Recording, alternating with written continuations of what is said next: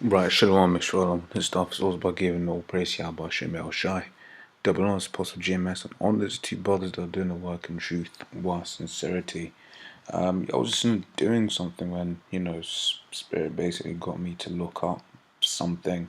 And it's one of those ones, it's just make of it what you will. So I'm going to start, from the bottom, and I'm gonna go up. Alright, it says in Greek mythology, Minos was the first king of Crete, son of Zeus and Europa. Every 9 years he made King Aegis pick 7 young boys and 7 young girls to be sent to Daedalus's creation, the labyrinth, to be eaten by the Minotaur. Alright, so you get more information on this guy, right, and then you find out that one of his daughters is Ariadne, right? Then you look up Ariadne,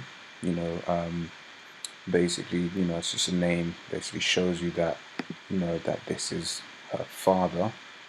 But then you look at what name comes out of Ariadne. Well, one of the variants is Ariana, right? So basically what I did is I looked up Ariana and this, website behind the name, which, basically got me to Ariadne, which basically got me to Minos, right? And another thing I found quite interesting is her lover was a Theseus, right? And when you read Theseus, right, it says, and it says Theseus battled and overcame foes that were identified as an archaic religious and social order, right? So, like I said, make of it what you will.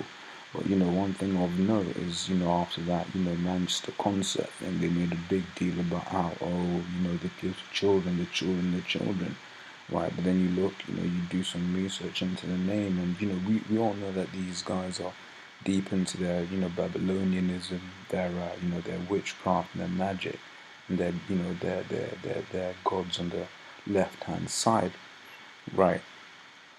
So like I said, make of it what you will, but I find it most peculiar, that her name is that, and it's got all of these different relations to it.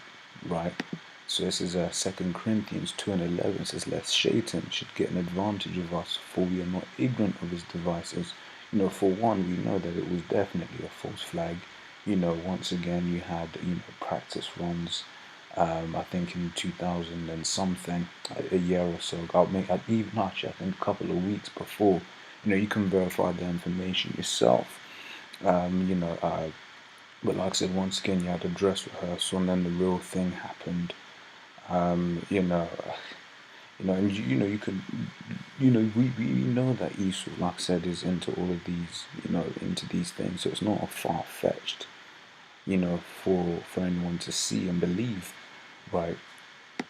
This is Michael 2:1 says, woe to them that devise iniquity and work evil upon their beds, when the morning is light they practice it, because it is in the power of their hand. Right, this is all evil work.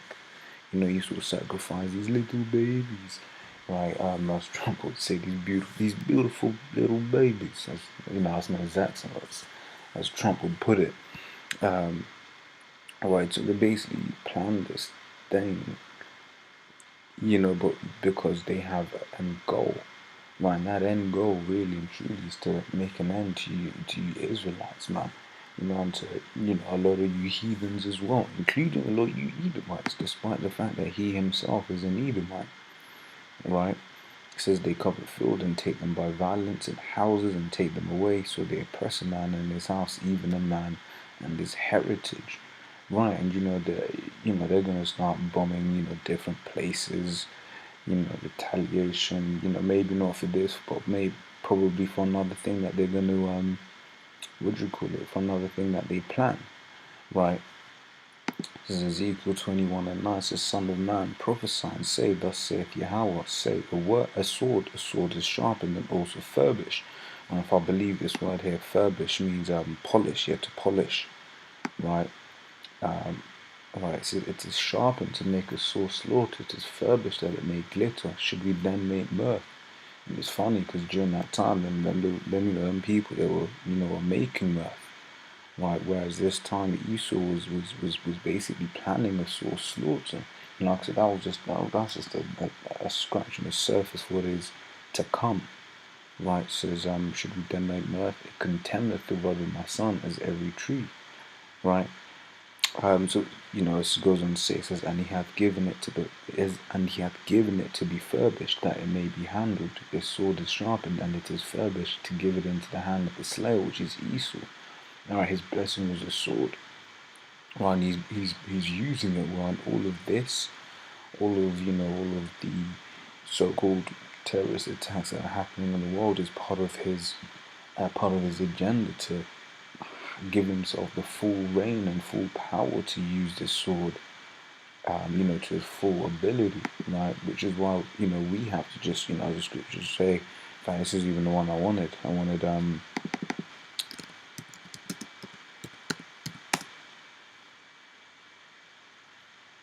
right, it says, Mark 13:33 says, take ye heed, watch and pray, for ye know not when the time is. And that's right, we don't know when the time is, which is why we have to watch, all of these things. You've got to watch the legislation that comes out after these things happen, because as always, they always rush in some brand new legislation, some crazy legislation, of some new powers that they're going to give themselves. Right, so like I said, just keep an eye out for this stuff, and with that, Lord's will, you've been edified. Like I said, make of this what you will.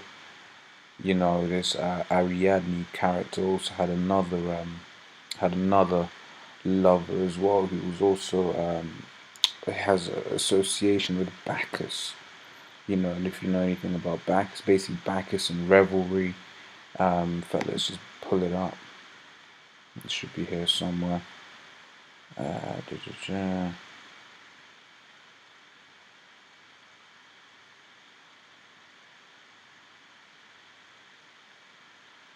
I can't. Oh, Dionysus.